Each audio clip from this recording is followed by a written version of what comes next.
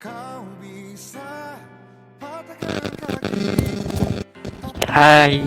Halo, Bang Safri. halo, bisa dengar suara saya nggak? Ya, dengar-dengar Bang. Abang juga dengar suara saya? Bisa. Oke Bang Safri, sebelumnya saya buka dulu ya. Assalamualaikum warahmatullahi wabarakatuh. Selamat sore semuanya. Apa kabar? Semoga dalam keadaan sehat walafiat. Nah, di sini kita udah kedatangan pemateri ya, pemateri kita dari Universitas Negeri Medan dari jurusan manajemen ada Bang Safri. Nah, Bang Safri, ini adik-adik pada kepo nih Bang, gimana sih sebenarnya kuliah di jurusan manajemen gitu ya Bang ya? Mungkin tentang perkuliahan di sana seperti apa sih yang akan dihadapi oleh adik-adik calon mahasiswa yang nantinya akan masuk di jurusan manajemen. Tanpa memperlama, langsung aja kepada Bang Safri dan tempat saya persilakan. Oke, halo Raden, kamu bisa dengar suara saya nggak? Dengar Bang. Oke, jadi di sini memang mudah-mudahan jaringan cukup bagus, tapi akan kita maksimalkan bagaimana bisa berbagi secara eksklusif uh, kepada yang akan menyaksikan siaran ini, baik secara langsung nantinya maupun siaran ulang. Jadi kalau sebelum masuk kepada kepada cerita yang lebih jauh mendalam, saya perkenalan sedikit ya. Nama saya Sapri Sebastian Siombing, benar yang disampaikan oleh Kak Raden. Saya jurusan manajemen di Universitas Negeri Medan. Oke, jadi berbicara tentang manajemen, ya bisa dikatakan bagus, jurusan yang cukup diminati oleh banyak orang, khususnya yang ada di seluruh Indonesia, dan biasanya dibilang jurusan ini adalah jurusan sejuta umat. Kenapa ya sejuta umat? Karena ya memang jurusan ini banyak dikejar sama orang-orang, khususnya para siswa-siswi yang akan melanjut ke perguruan tinggi negeri gitu maupun swasta yang ada gitu. Itu dia, Mas. Oke Bang Safri, boleh kan dijelaskan kira-kira kalau misalnya kita masuk di jurusan manajemen, apakah hanya anak dari jurusan IPS aja, atau boleh juga dari anak-anak jurusan kita? Terus apa aja sih yang akan dijumpai oleh adik-adik mahasiswa tersebut? Mungkin dari segi mata kuliah, lebih ke arah mana sih sebenarnya pembelajarannya di jurusan manajemen itu? Kepada Bang Oke. Safri, silakan. Jadi kalau bicara tentang siapa yang bisa mengambil jurusan manajemen, ya bisa dikatakan hampir semua pihak gitu. SMK, SMA, MA. Jadi yang jurusan IPA juga bisa mengambil jurusan manajemen. Kenapa? Karena mereka memang lebih leluasa mengambil jurusan, khususnya di campuran ya, di sistem campuran nantinya. Kalau nggak swasta maupun saintek, mereka bisa ngambil sistem campuran kemudian mengambil jurusan manajemen. Memang pada prinsipnya jurusan manajemen itu lebih dikhususkan atau dispesifikasikan kepada lulusan jurusan IPS di siswa-siswi yang ada. Hanya saja bagi teman-teman adik-adik yang pada dasarnya ingin mengambil jurusan manajemen dari IPA, dipersilakan dan diperbolehkan. Kenapa? Karena memang sistem mengatur seperti itu.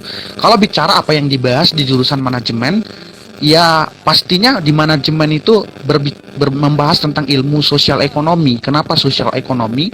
Karena memang lebih fokus ke sana. Kita akan berbicara tentang bagaimana mempelajari tentang prinsip-prinsip manajemen. Kemudian bukan hanya itu, kita juga diajarkan bagaimana memahami ekonominya, bagaimana memahami keuangannya. Jadi manajemen itu adalah sebuah jurusan yang lebih fleksibel gitu. Jadi nanti dibagi-bagi lagi, kita mau ngambil konsentrasi yang mana? Manajemen keuangan kah? Manajemen pemasaran kah? Manajemen agribisnis kah? Atau manajemen yang lain? Artinya kalau bicara tentang manajemen, itu lebih kepada konteks sosial ekonomi yang akan dibahas. Artinya anak IPA juga akan belajar seperti itu jika mereka ngambil jurusan manajemen. Kemudian anak IPS mungkin lebih enak. Kenapa lebih enak? Karena mereka sudah belajar di SMA kian. Hanya saja kalau dia anak IPA ngambil itu juga, banyak teman-teman saya yang anak IPA juga ngambil manajemen, mereka bisa bersaing kok, mereka bisa ikut beradaptasi kok dengan sistem pembelajaran manajemen yang ada. Artinya apa? Ketika kita anak IPA mengambil jurusan manajemen, itu tidak menjadi kendala menurut saya, justru itu menjadi sebuah tantangan bagi diri sendiri atau personal bahwasanya dia bisa mengikuti ilmu sosial ekonomi yang ada. Demikian. Wah, luar biasa. Jadi sebenarnya nggak ada batasannya bang sebenarnya untuk masuk di jurusan manajemen. Berarti baik jurusan IPA maupun IPS sebenarnya bisa saja masuk di jurusan tersebut. Lalu bang, di Fakultas Ekonomi, jadi kan jurusan manajemen ini kan masuk di Fakultas Ekonomi bang. Apa sih Yes. penekanan dari jurusan manajemen dibandingkan dengan jurusan-jurusan lainnya?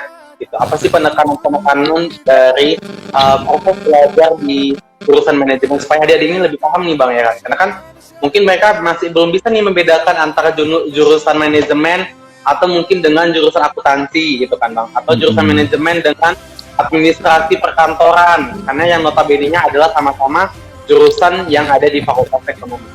Pada bang Safir, silakan. Oke, terima kasih.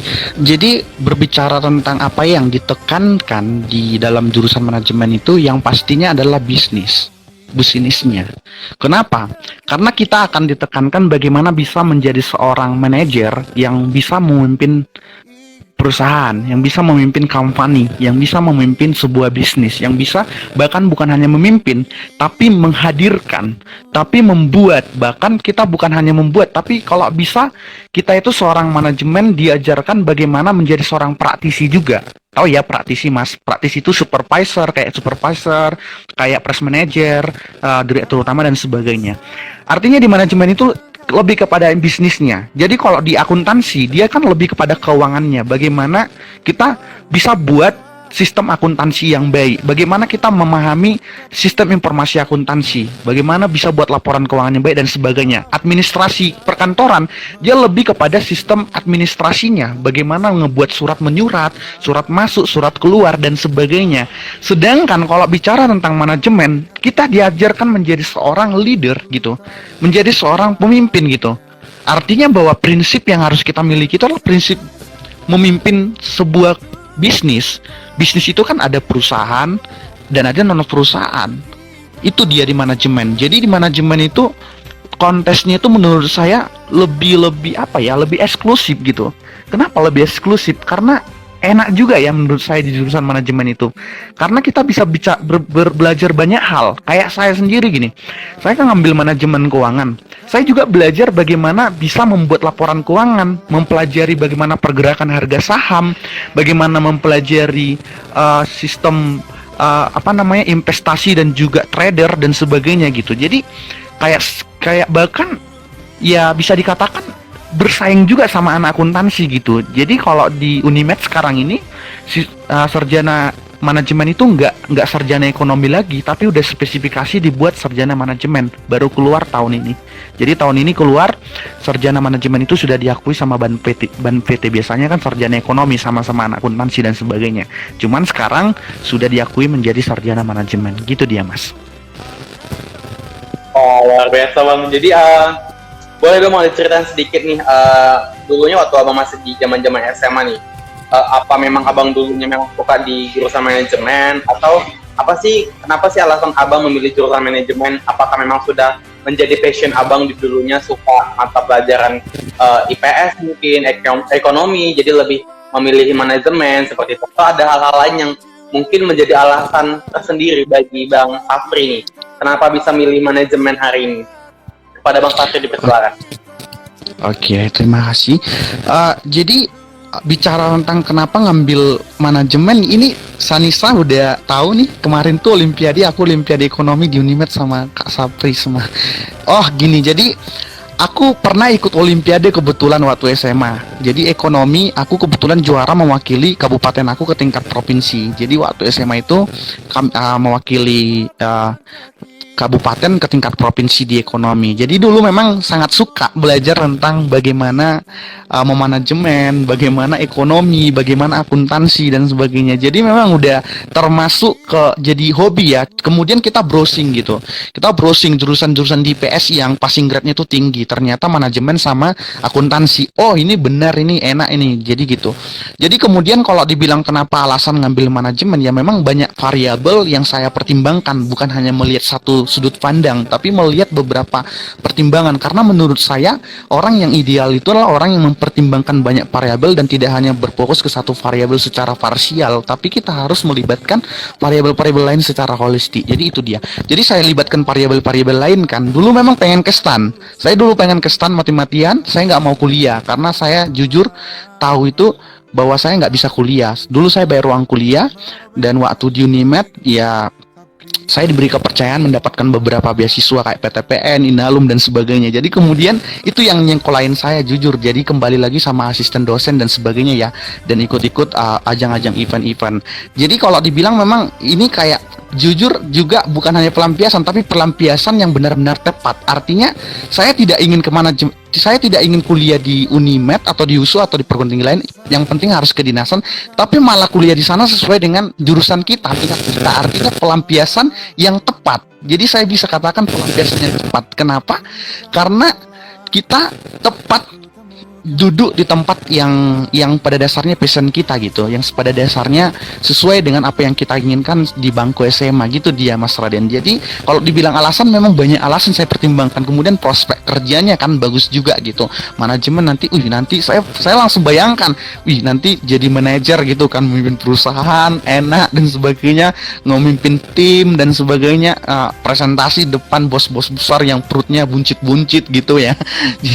Jadi itu jadi salah satu pertimbangan juga. Kemudian ngelihat juga orang-orang, ini banyakan jurusan manajemen ini jadi pengusaha, jadi manajer, jadi direktur utama, presiden direktur dan sebagainya. Jadi kita tertarik di sana karena kita lihat orang-orang yang seperti itu kan cukup ya bisa dikatakan ya memang pada dasarnya kan tujuan kita seperti itu ya, kita lihat kayaknya mereka banyak duit gitu. Jadi sasarannya itu memang prospek kerja juga, bahwasanya di manajemen itu menurut saya prospek kerjanya cukup bagus, kemudian passion juga sesuai dengan apa yang saya inginkan di waktu SMA dan sebagainya, dan kemudian ya memang ya inilah yang terbaik juga gitu sesuai dengan apa yang kita ikuti. Ternyata wow, enak gitu, happy, fun dan sebagainya gitu dia Mas Raden. Silakan Mas.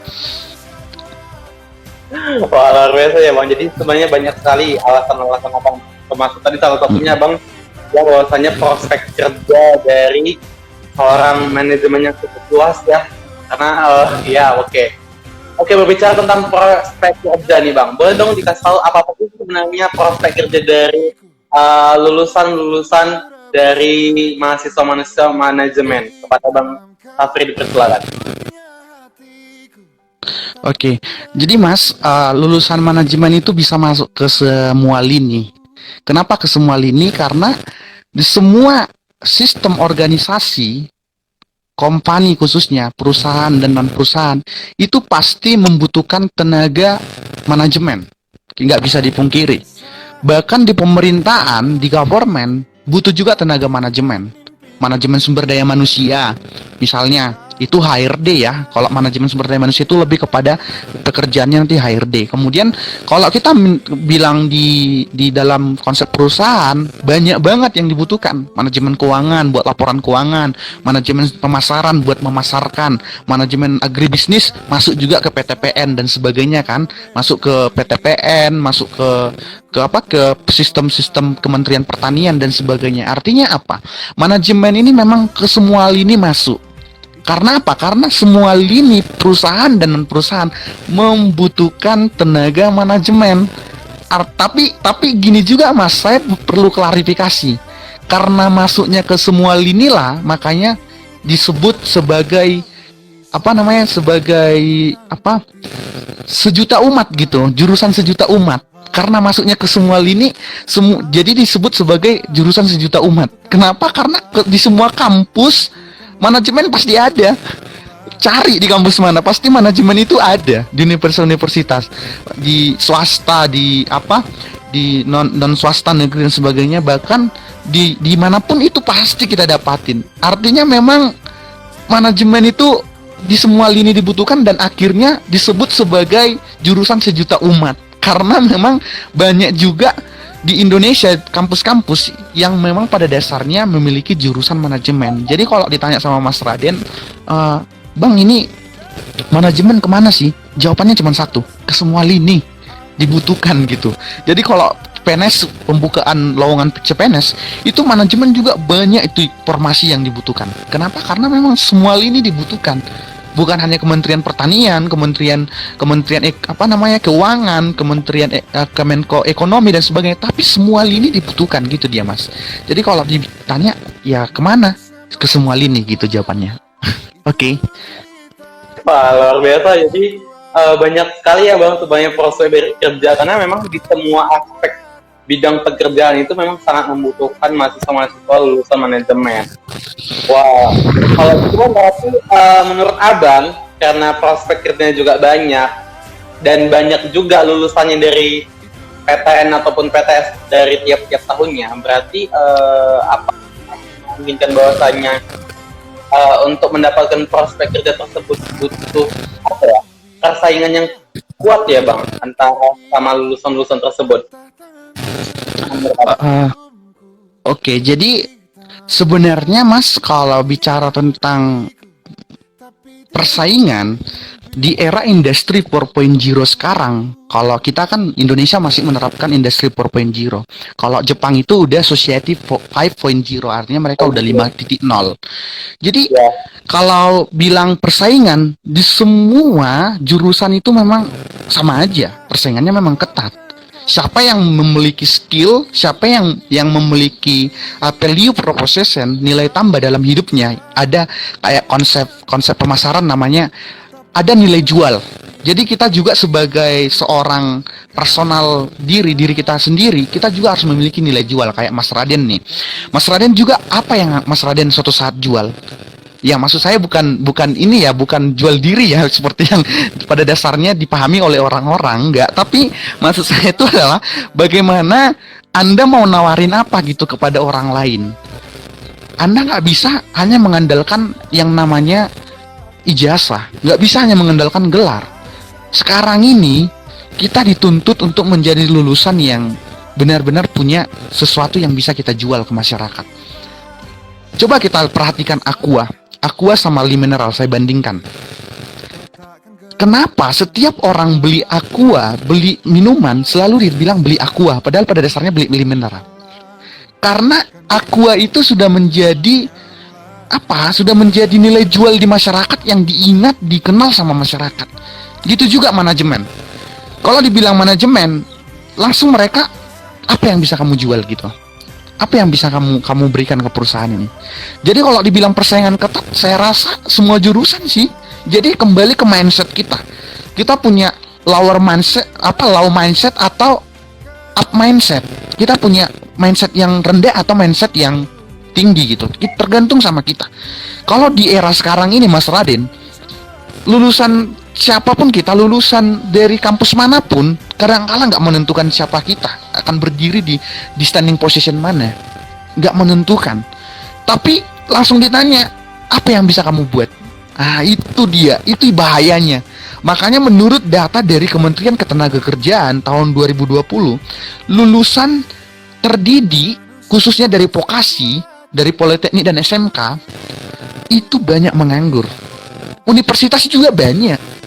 Lulusan terdidik yang sarjana, yang non sarjana banyak. Jadi mindset itu harus diubah.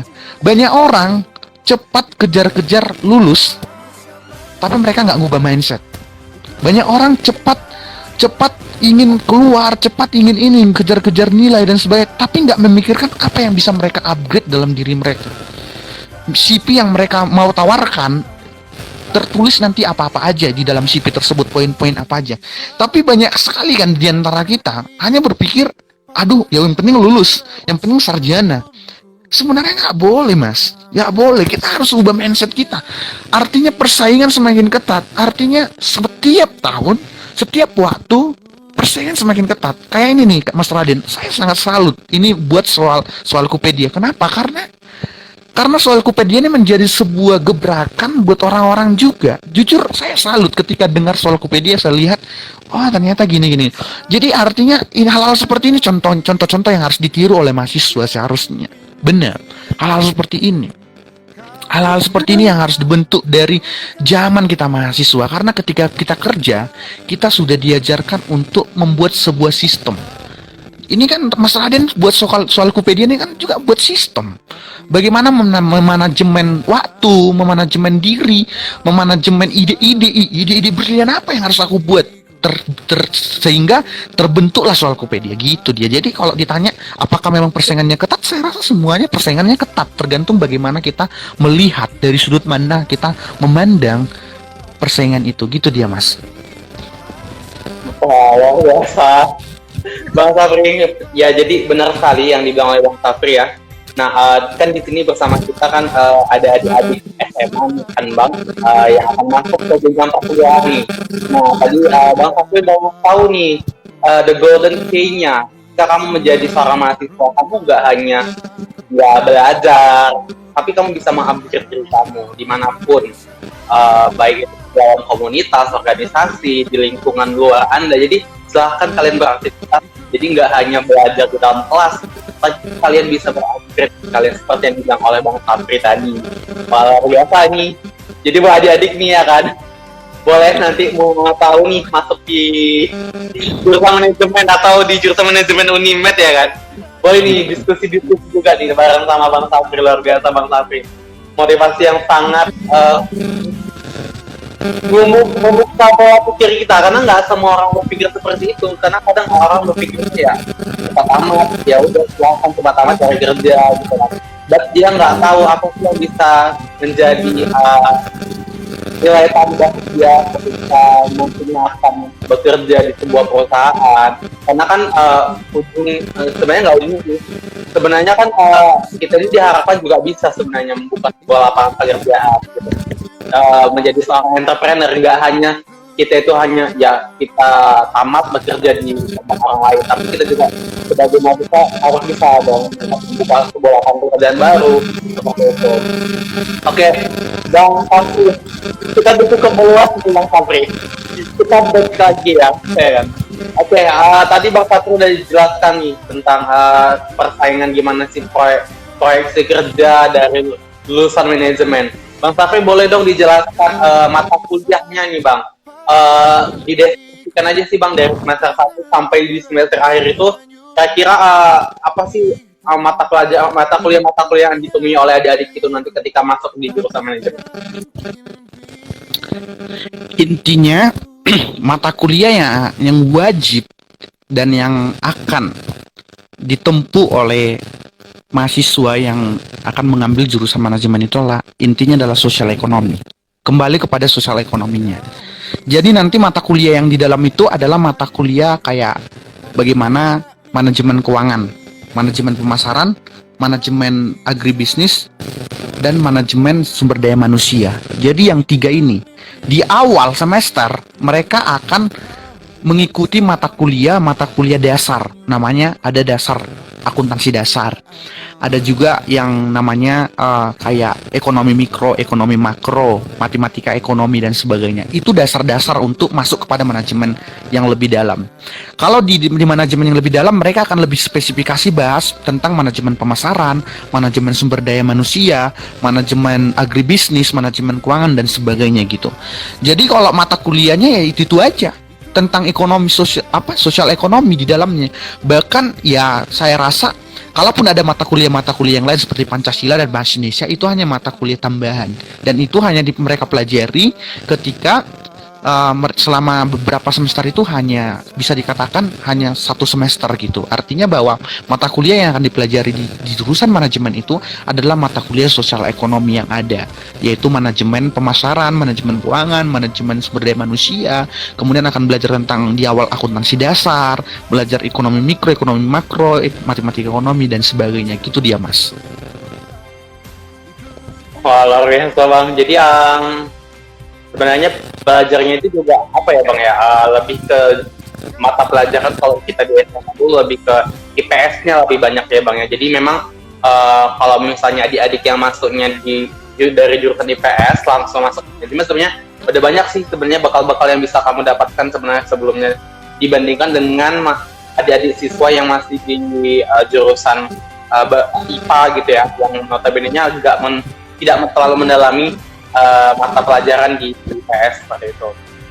Oke Bang, tadi kita udah banyak cerita nih Bang tentang jurusan akuntansi.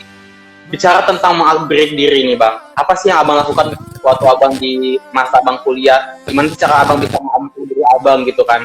Dan akhirnya kan tadi abang sempat cerita juga bisa dapat beasiswa dan segala macamnya. Boleh dong diceritain ke adik-adik supaya memotivasi mereka? Oke. Jadi kembali saya akan tekankan adalah kepada mindset. Tergantung mindset. Kalau mindset kita ingin bermain-main, kita nggak akan bisa mengupgrade diri kita. Jadi terbaik mengupgrade diri adalah mengenal diri sendiri.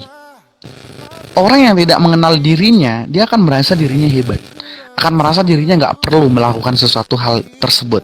Tapi orang yang mengenal siapa dirinya, dia akan berusaha untuk mengubah, mengupgrade dirinya untuk lebih baik. Jadi apapun ceritanya, jujur saya akan serang mindset. Kenapa? Karena mindset menjadi kunci utama untuk kita mengupgrade diri. Cara kita mengupgrade diri itu ya memang harus mindset dengan baik, mindset dengan bagus gitu. Mindset kita harus kita ubah. Jangan sampai kita itu berpikir in the box, di dalam kotak gitu. Jadi waktu saya kuliah itu, jujur saya orangnya, kalau kata anak muda sekarang ya Mas Raden, itu saya orangnya kepo. Kepo dengan hal positif, nggak kepoin mantan ya, seperti yang lain gitu, nggak canda-canda. Jadi saya orangnya kepo dengan hal positif. Saya lihat, saya ikut organisasi, saya ikut event-event, saya ikut bahkan senat saya juga masuk dulu. Saya sempat di anggota senat juga. Saya juga ketua umum, bahkan ya bisa dikatakan ya saya pengen tahu gitu. Ya bisa dikatakan ya memang pengen tahu. Orang pengen tahu ya mau gimana, orang haus butuh air, orang lapar butuh nasi, butuh makanan. Jadi kalau kita haus ya pastinya kita cari air kan. Jadi kalau kita lapar kita pasti cari makanan. Makanan apapun. Mungkin saja makanan yang basi kita bakalan makan Mas Radin. Kenapa? Karena kita lapar.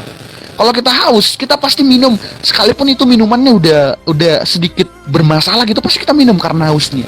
Artinya kalau kita haus dan lapar akan hal-hal positif, kita akan kepoin terus. Kita akan berusaha untuk ngelakuin.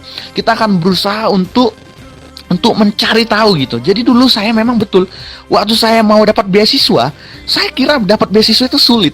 Saya kira dapat beasiswa itu susah. Ternyata ketika saya dijalanin, saya bahkan jadi tim orang yang masukkan beasiswa di Nimet, bisa jadi kayak masukin PPA, bidik misi pengganti Bank Indonesia. Jujur padahal waktu itu saya hanya 1 tahun sebagai anggota senat.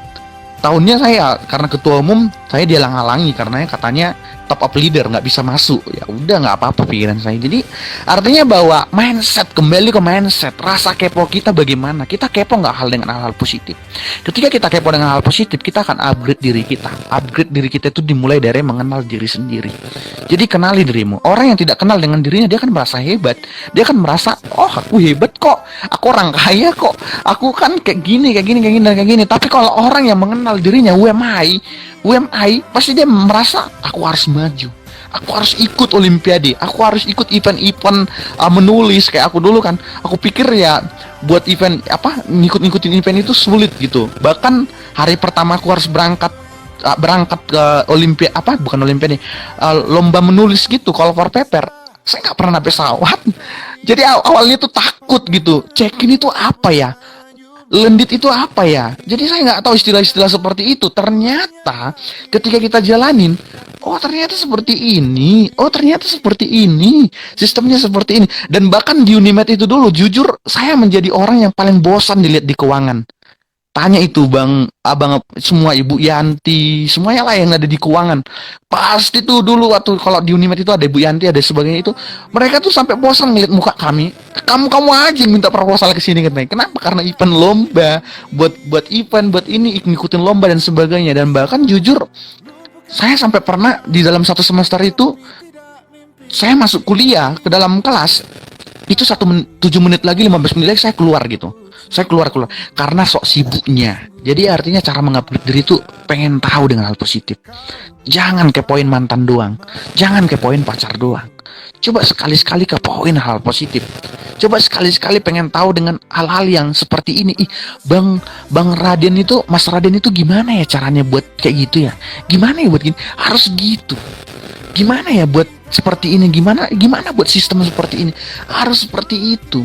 Jangan setiap hari ini galau. Setiap hari itu apa? Berjalan di tempat gitu hanya karena apa? Karena relationship, hanya karena pacar, hanya karena mantan, hanya karena sebagainya, TikTok dan sebagainya, Mobile Legend, PUBG dan sebagainya. Kenapa? Karena pikiran mereka di situ dalam zona nyaman. Jadi cara terbaik mengupgrade diri mengenal diri. Kalau kita mengenal diri, kita pasti keluar dari zona nyaman dan building a new zone, cari zona baru. Kita akan cari zona baru yang pada dasarnya itulah zona terbaik dalam diri kita. Tapi kalau sekarang kita nyaman dengan zona kita sekarang, main TikTok kayak gitu kan, main PUBG, main Mobile Legend, pasti seperti itu. Saya nggak salahin orang main TikTok, karena saya juga main TikTok, tapi dibatasin. Jangan sampai TikTok yang menguasai kita, tapi kita yang kuasain TikTok, kita yang kuasain Mobile Legend, kita yang kuasain PUBG. Jangan sampai itu media-media itu yang menguasain kita. Jadi Mas Raden, cara terbaik menurut saya untuk mengupgrade diri, mengenal diri. Kemudian setelah kita mengenal diri, kita pasti akan berusaha untuk building a new zone, cari zona baru yang benar-benar yang terbaik buat kita. Itu dia, Mas. Wah, luar biasa Bang Fabri. Jadi overall ini ya open mind ya kan. Low mind itu harus memang berubah, jangan low mind ya, tapi lebih ke up mind gitu ya. Jadi berpikirnya itu harus tinggi dan berpikir jauh nih. Ya, jadi tadi dia sama-sama kita dengar ya, adik-adik, teman-teman semua, luar biasa. Jadi silahkan Anda mengupgrade diri Anda. Nah, yang mungkin di sini masih kuliah ya kan, silahkan lakukan, efektifkan waktu Anda selama berkuliah ini 3 hari. Yang masih akan mau masuk kuliah ya kan, ini juga dapat nih ya kan, kuncinya gimana sih supaya kita ya kuliah itu nggak hanya kuliah pulang, tapi ada aktivitas lain ya yang bisa kita lakukan untuk mengupgrade diri kita. Oke.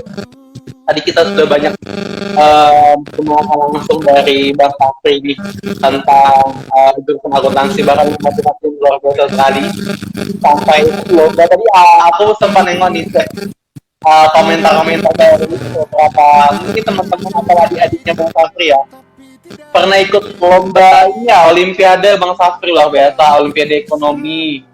Wow, Bang Fabri. Nih hal-hal kayak gini nih harus dicontoh sama mahasiswa-mahasiswa ini. Nah, jadi buat adik-adik ya kan, yang akan masuk ke dunia perkuliahan ya kan. Jadi udah beda nih ya kan, arah belajarnya antara seorang dengan seorang mahasiswa itu udah nggak sama lagi. Nah, jadi kamu itu memang harus betul-betul ya cara berpikirnya bukan hanya lagi kayak anak-anak SMA, tapi di sini kamu juga harus bisa mengatur diri kamu. Kalau juga kamu udah masuk di dunia perkuliahan, kamu harus siap dengan semua tantangan yang ada. Kira-kira. Oke, Bang Fabri. Tadi kita udah cerita tentang motivasi dan segala macamnya. Bang Fabri, boleh dong diceritakan Bang tentang sedikit beasiswa Bang. Beasiswa apa aja sih Bang sebenarnya yang ada di kampus yang mungkin nggak semua orang yang tahu. Nah, dan maksudnya gini Bang, karena banyak nih paradigma adik-adik sekarang kan, ya kalau misalnya aku nggak punya apa ya, kayak ya masalah ekonomi dan segala macam, terus kayak pikirin mau lanjut kuliah, boleh dong Bang dikasih motivasi dan ya kasih tahu mungkin ada apa aja sebenarnya beasiswa yang ada di kampus pada Bang Fabri dipersilakan. Oke, bicara soal beasiswa sangat banyak, tergantung bagaimana kita mengkapoin beasiswa tersebut. Jadi kalau kita ingin masuk ke kampus perguruan tinggi, itu biasanya kan ada ditawarkan beasiswa KIP kuliah. Jadi di KIP kuliah itu jika kita lolos, kita akan dibantu secara materi baik non materi oleh pemerintah. Artinya apa? Bukan hanya KIP kuliah yang ada di kampus, tapi ada begitu banyak. Ketika kita udah masuk ke kampus, kita akan menemukan banyak sekali beasiswa-beasiswa. Kayak jujur seperti di Unimed ya, di Unimed itu ada beasiswa PPA, ada beasiswa Bank Indonesia, ada beasiswa Pandementer dari Belanda, ada beasiswa dari yang penting ada beberapa beasiswa lah. Kalau di kampus-kampus lain tuh lebih banyak. Kayak USU itu sampai Tanoto Foundation. Bahkan banyak sekali beasiswa-beasiswa lain kayak SL Future Leader, kayak beasiswa KSE, beasiswa ini dan itu. Artinya tergantung kita. Dulu saya waktu mahasiswa, maksudnya waktu mahasiswa enak menurut saya. Kenapa? Karena ngelola, bahkan saya dipercaya jadi asisten ya, asisten riset. Itu kita pernah ngelola dana 25 juta gitu kan, ngelola-ngelola. Itu karena memang kita dipercaya. Bukan hanya seperti itu, beasiswa. Bahkan dulu pernah sempat saya tuh dapat beasiswa itu sampai hampir double gitu. Saya sampai bingung, ini gimana ya, mau ngambil yang mana ya gitu. Karena apanya? Karena enaknya. Jadi artinya beasiswa itu banyak di kampus. Jadi nggak ada alasan. Saya jujur saya juga orang miskin dari keluarga yang kurang mampu. Saya dulu kuliah itu saya pikir nggak bisa kuliah. Padahal uang kuliah saya di semester 1, tahu nggak Mas Raden? 500.000. Tapi tetap saya merasa nggak bisa kuliah. Kenapa? Karena saya merasa dari golongan kurang mampu. Saya harus nanti bayar makan, bayar kos dan sebagainya pikiran saya. Tapi ketika saya jalanin, wah ternyata di situ banyak proses yang saya alami. Saya dapat beasiswa, saya dapat ini, dapat itu, dapat penghargaan. Bahkan bisa bebas gitu. Dulu waktu kuliah tuh saya bahkan sekali sebulan itu sampai check-in ke hotel. Karena ikut event. Ikut event apa? Debate, ikut di event apa? Event nulis, ikut event ini dan itu. Bahkan kita pernah juga diundang sama Kemendikbud sebelum Kemendikbud namanya ya, ke Bandung. Pernah juga ikut event, kalau sekarang namanya PKM ya, kayak PKM gitu. Jadi pernah. Jadi artinya semua bisa kita lakukan. Mahasiswa itu sebenarnya bisa juga menjadi mahasiswa yang punya penghasilan, suntikan dana ya, bukan penghasilan tapi suntikan dana ketika mereka mampu manajemen diri. Bisa. Bukan hanya dari beasiswa. Dari mana? Saya dulu dapat dari event, saya dapat dari mentor, saya dapat dari ya seperti itulah, asisten riset, asisten mengajar dan sebagainya. Jadi artinya modal dari ingin belajar, modal dari mengkapoin hal-hal positif, akhirnya saya seperti itu. Jadi kalau adik-adik bilang saya nggak punya duit untuk kuliah, cobalah berpikir dulu, pertimbangkan. Pasti ada jalan terbuka. Ketika Anda berani untuk menyemangati diri sendiri, Anda akan menggapai impian Anda. Ketika Anda berani bersemangat, Anda akan mengalahkan kemustahilan. Jadi semangat itu mengalahkan kemustahilan. Saya dulu satu modal saya semangat. Saya ikut ini semangat. Saya ikut ini semangat. Kalah juga semangat. Kalah ya semangat. Semangat tapi kalah. Gitu. Artinya yang I don't care, saya nggak peduli. Saya harus semangat karena semangat mengalahkan kemustahilan. Ketika Anda bersemangat, kemustahilan itu bisa kalah. Kenapa? Karena Anda udah bersemangat, semangat ingin maju, semangat ingin melakukan yang terbaik, semangat untuk menggapai beasiswa dan semangat untuk mencari info-info penting. Itu yang saya lakukan, rasa semangat saya kepoin. Sampai orang bilang itu bodoh banget. Di Unimed itu kan ada digital library. Saya kan ketiduran di digital library. Kenapa? Karena semangatnya ingin belajar, semangatnya ingin menulis. Sampai saya buat blog pribadi. Saya belajar sendiri buat WordPress, blogspot dan sebagainya. Saya belajar sendiri. Saya belajar nulis di Kompasiana. Saya belajar sendiri nulis di Kompas. Saya belajar sendiri, ingin tahu, semangat. Artinya apa? Yang penting harus semangat gitu. Saya mau berangkat ke Surabaya, apa dibilang? Unimed kan biasanya kan jujur ya, bukan yang mengapa-ngapain. Unimed itu agak pelit dikit. Agak pelit ngasih duit. Jadi berusaha cari proposal. Serius, saya berangkat kemana-mana itu berusaha cari proposal. Bahkan saya berangkat ke Riau kemana itu, tahu nggak? Dosen saya bilang, Sapri, kamu punya duit nggak? Nggak ada bu, saya bilang. Apa dibilang? Nah, saya ibu transfer. Ini asisten, karena asisten dosen kan tiba-tiba ditransfer 1 juta. Itu enaknya. Artinya kita bisa jadi mahasiswa yang menurut saya Mas Raden ya, ketika mahasiswa itu bisa jadi kayak orang kaya gitu. Ya karena memang semangat ingin melakukan yang terbaik gitu. Semangat ingin mencari hal-hal positif dalam dirinya. Gitu dia Mas Raden. Wah, luar biasa. Nah, jadi oke Bang Sapri, luar biasa sekali perbincangan kita hari ini. sangat motivasi buat adik-adik pastinya yang mendengarkan. Nah, aku mau ngingetin nih buat adik-adik semua yang mungkin belum sempat nonton live Instagram, nanti kita boleh langsung tengok di IGTV karena kita akan upload live Instagram kita di IGS Saltopedia. Jadi buat teman-teman yang belum sempat nonton, boleh langsung nonton di IGTV di IGS Saltopedia. Karena nanti di situ akan kita tayangkan semua sesi dari awal sampai habis, dan nanti teman-teman boleh langsung nonton situ. Nanti langsung boleh Bang Sapri bantu share ya Bang melalui akun sosial medianya. Jadi banyak teman-teman adik-adik yang juga bisa paham nih ya kan, ternyata seperti ini di jurusan manajemen. Oh begini dulu Bang Sapri ketika kuliah di jurusan manajemen, dan nanti mengatakan motivasi dan kita sama-sama saling membantu ya kan Bang untuk memotivasi mereka pastinya, karena di tahun ini mereka akan mengikuti UTBK ya Bang. Nah di tahun ini ada UTBK untuk SNMPTN ataupun SBMPTN. Semoga adik-adik lulus di jurusan masing-masing, jurusan yang diinginkannya di kampus pilihannya. Silahkan gunakan waktu Anda sebaik mungkin, beraktivitas dengan maksimal, belajar sebaik-baiknya, karena waktu kamu tinggal sedikit lagi kamu sudah berada di ambang pintu nih. Nah mungkin untuk menutup kegiatan kita hari ini langsung aja Bang Safi boleh dong dikasih kata-kata terakhir deh untuk sesi kita pada hari ini untuk menutup kegiatan kita hari ini. Kepada Bang Safi, silakan. Oke, jadi closing statement dari saya sendiri adalah kembali ke mindset dari teman-teman semua. Cobalah untuk belajar memperbaiki mindset diri. Yang pertama itu. Yang kedua adalah seperti yang saya katakan, semangat akan mengalahkan kemustahilan ketika kita bersemangat. Kadang kan kita dengar apa kata orang. Kata orang itu kan mitos, katanya ada hantu padahal nggak ada, itu kan mitos. Katanya Nyi Roro Kidul itu kalau begini-gini datang, padahal nggak ada. Katanya mitos, cerita-cerita mitos. Katanya si Mas Raden itu nggak bisa jadi orang sukses, itu kan katanya.